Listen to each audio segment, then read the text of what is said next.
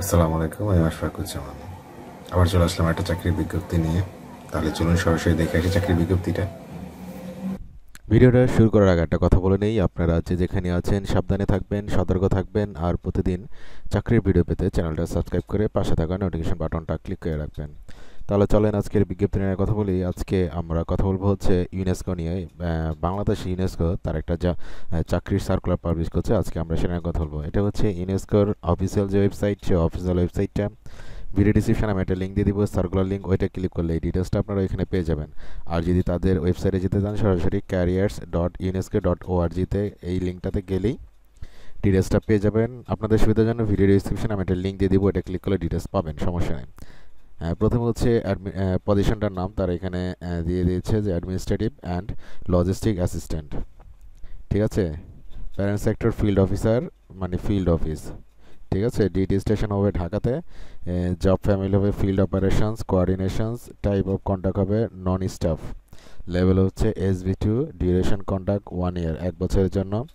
Recruitment open to external candidates, Bangladeshi citizen হলে, শুধুমাত্র বাংলাদেশি সিটিজেনদের জন্য। আর অ্যাপ্লিকেশন ডেডলাইনটা মিডনাইট প্যারিস টাইম 15 আগস্ট 2021। আজকে ভিডিওটা করতেছি হচ্ছে 4 আগস্ট, আর এটা লাস্ট ডেট হচ্ছে 15 আগস্ট। টাইমগুলো আপনারা খেয়াল রাখবেন, ঠিক আছে? অ্যাপ্লাই করার সময় এই জিনিসটা অবশ্যই খেয়াল রাখবেন, কারণ ডেট ওভার হওয়ার পরে অ্যাপ্লাই করলে তো কোনো লাভ নাই। এরপরে ডেট ওভার হওয়ার পর আবার লিঙ্কগুলোও কাজ করে না তাদের। এই জিনিসগুলো খেয়াল রাখবেন। এরপর হচ্ছে UNESCO core values community of the organisation integrity respected for diversity professionalism. Contract duration হচ্ছে 1 year, renewable based on performance and or budgetability। মানে এই কন্ট্রাক্ট ডিউরেশন হচ্ছে 1 বছর, বাট এটা বাড়তে পারে। এটা হচ্ছে আপনার আপনার পারফরমেন্স আর বাজেটেবিলিটির উপর ডিপেন্ড করে। Overview of the functions of the post under the direct supervisions of head of finance and administrations and overall guidance of the head office. The administrative and logistic assistant provides support to the office operations by performing a variety of standard administrative and task process, ensuring high quality and accuracy of work. She or he promotes a client and quality and result oriented approach and work in close collaborations with the operations program and project staff in the office of ensure consistent service delivery. মেনটা হচ্ছে আপনাকে direct supervisions of head finance and administrations and overall guideline এগুলো করতে হবে under the direct supervision. আর এটা আপনার head office দ্বারা নিয়ন্ত্রিত হবে, এটা কোনো সমস্যা নেই। আর আপনাকে মানে ওই ফাইন্যান্স অ্যান্ড অ্যাডমিনিস্ট্রেশনের সাথেই ওভারঅল মিলে তাদের গাইডলাইন্সের উপরে কাজ করতে হবে এই। ঠিক আছে, মেন বিষয়গুলো নিয়ে আলোচনা করে আমি নিচে চলে যাই, এগুলো আপনারা ডিটেলটা দেখে নিন। We are administration and logistic assistant responsible for providing necessary support in the areas, এগুলো আর কি। এটা তার উপরে দিচ্ছে HR travel and logistic service. She or he works in close collaborations with administrative unit. এরপর summary of key function support in implementations of operational strategic administrative secretarial and logistical supports support to office maintenance and assist management preparing inventory report support to knowledge building and knowledge sharing। ঠিক আছে, আমি কোয়ালিফিকেশনটাতে যাই। হ্যাঁ, এগুলো আপনারা ডিটেলসটা দেখে নেন। নিচে নিচে আরেকটা, হ্যাঁ, এডুকেশনাল কোয়ালিফিকেশন দেখেন। রিকোয়ার্ড কোয়ালিফিকেশনস এডুকেশনাল হচ্ছে আপনাকে minimum bachelor degree in business administrative, মানে administrations, finance, economics, ICT or any other relevant discipline from any reputed and recognised university. মানে আপনাকে মিনিমাম স্নাতক লাগছে। সেটা হচ্ছে business administration, finance, economics, ICT or any relevant discipline এই সেক্টরটাতে আপনার স্নাতক লাগবে, এবং এক্সপিরিয়েন্স লাগবে হচ্ছে minimum 3 year of profession progressive responsible logistical administrative ICT finance related experience at any reputed international or national organizations is required। মানে আপনার 3 বছরের এক্সপিরিয়েন্স, সেটা প্রোগ্রেসিভলি রেসপন্সিবল মানে এই সেক্টরটাতে লজিস্টিক্যাল অ্যাডমিনিস্ট্রেটিভ ICT ফাইন্যান্স, এটা যে কোনো ইন্টারন্যাশনাল প্রতিষ্ঠান বা ন্যাশনাল প্রতিষ্ঠান, কিন্তু সেটা রেপুটেড হতে হবে। ল্যাঙ্গুয়েজ রিকোয়ারমেন্ট হচ্ছে excellent written, oral and listening skills in English, মানে আপনাকে ইংলিশে, যেহেতু ইউনেস্কো এটা তো বাইরের একটা অর্গানাইজেশন, সেহেতু আপনাকে ইংলিশে বলা এবং লেখা পুরো একদম এক্সিলেন্ট লেভেলের হতে হবে। ডিসক্রাইবল কোয়ালিফিকেশন কি? Candidates having experience in IT service may be give preference for this position. IT সেক্টরটাতে হলে আপনাকে ডিজায়ারেবল কোয়ালিফিকেশন, এই সেক্টরটাতে আপনার খুবই ভালোই দিবে, তার প্রেফার করবে এটাকে। সিলেকশনস অ্যাজ রিক্রুটমেন্ট প্রসেস হচ্ছে, please note that all candidates must complete on online applications and provide complete and accurate information to apply. Please visit the UNESCO careers website. No modifications can be made the application submitted. Submit হওয়ার পরে কোনো modification করা যাবে না। এই যে ইউআরএলটা আছে এখানে তারা যেতে বলছে, এখানে যেয়ে ওরা অ্যাপ্লাই করতে বলছে। The evaluations of candidates is based on the criteria in the vacancy notice and may include test and or as well as comprehensive based interview পরে আর কি তারাই করবে। এরপরে UNESCO has confirmations technologies such as a visitor or teleconference email correspondence etc for the assignment and evaluations of candidates.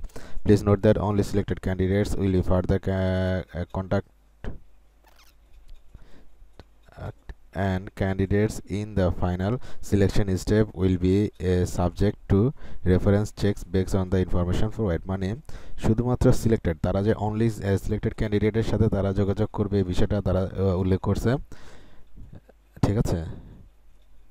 UNESCO applies A zero tolerance policy against all forms of harassment. এই UNESCO zero tolerance দেয় হ্যারাসমেন্টের বিপক্ষে। UNESCO is committed to achieve and sustains gender parity among its staff members in all categories and at all grades. Furthermore, UNESCO is committed to achieving workforce diversity in terms of gender, nationality, and culture. Individuals from minority group, indigenous group, and persons with disabilities are equally encouraged to apply. All applicants will be treated with the highest level of confidently। মানে তারা ওই যে বৈষম্য করে না কারোর সাথে, এই জিনিসগুলো তারা উল্লেখ, জাতীয়তা, জেন্ডার মেন্ডার, এই জিনিসগুলো তারা যে করে না সেটা তারা উল্লেখ করছে। তারা সবাইকে প্রায়োরিটি দিব, সবাই অ্যাপ্লাই করতে পারবেন। UNESCO does not charge A fee at any stage of the recruitment process. এই জিনিসটা খুবই জরুরি একটা বিষয় যে ইউনেস্কো কোনো প্রকার চার্জ করে না, কোনো ফি তারা ধরে না। সেক্ষেত্রে রিক্রুটমেন্টের ক্ষেত্রে কারোর সাথে কোনো প্রকার আর্থিক লেনদেন করবেন না। এরপর যে মেন বিষয়, অ্যাপ্লাই কীভাবে করবেন, এখানে ক্লিক করবেন অ্যাপ্লাই নাও। হ্যাঁ, এটা আপনার নেটের উপর ডিপেন্ড করে কত তাড়াতাড়ি আসবে। এটা খুবই তাড়াতাড়ি চলে আসলো। Only you have successfully created your account. এরপরে এখানে আপনার ইমেল অ্যাড্রেস, পাসওয়ার্ড, যদি আপনার অ্যাকাউন্ট করা থাকে, মানে এই ইউনেস্কোতে অ্যাকাউন্ট করা থাকে, যদি করা না থাকে তারা এখানে ক্রিয়েট করবেন। ক্রিয়েট অন অ্যাকাউন্ট, এখানে আপনার email address, retype email address, choose password. এখানে পাসওয়ার্ড দেওয়ার ক্ষেত্রে এই জিনিসগুলো অবশ্যই খেয়াল রাখবেন।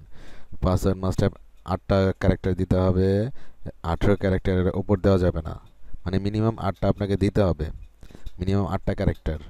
আর ম্যাক্সিমাম হচ্ছে 18টা ক্যারেক্টার দিতে পারবেন আপনি। Password must contain at least 1 upper case and 1 lower case.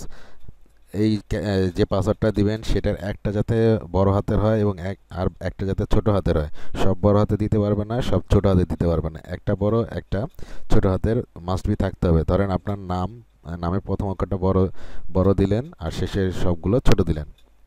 Password must contain at least 1 number or functional character, মানে আপনাকে মিনিমাম পাসওয়ার্ডে একটা নাম্বার দিতে হবে, আরেকটা হচ্ছে ওই বিভিন্ন সাংকেতিক যে চিহ্নগুলো, যেমন হ্যাশট্যাগ, হ্যাশ, এগুলো আছে না, এগুলো দিতে হয় যে কোনো।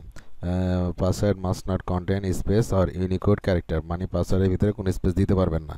সেম পাসওয়ার্ডটা আপনি এখানে দিবেন, দেওয়ার পরে ফার্স্ট নেম দিবেন, আপনার ফার্স্ট নেম, এটা এনআইডি হিসেবে কিন্তু দিবেন। লাস্ট নেম দিবেন আপনার সার্টিফিকেট অনুযায়ী, আপনার এনআইডি অনুযায়ী, এই জিনিসগুলো খেয়াল রাখবেন। আর কান্ট্রি দিবেন, বাংলাদেশ তো দেওয়া আছে। ফোন নম্বর তো মাস্ট আপনাকে দিতেই হবে। এরপর কান্ট্রি রিজন অফ রেসিডেন্স, আপনি কোন এরিয়ার সেটা দিবেন, ঠিক আছে। এরপরে নোটিফিকেশনস রিসিভ নিউ, এটা দিতে পারেন। এটা ক্লিক করার পরে এখানে ক্রিয়েট করবেন। ক্রিয়েট অ্যাকাউন্ট করার পর ওই যে ব্যাকে চলে যাবেন।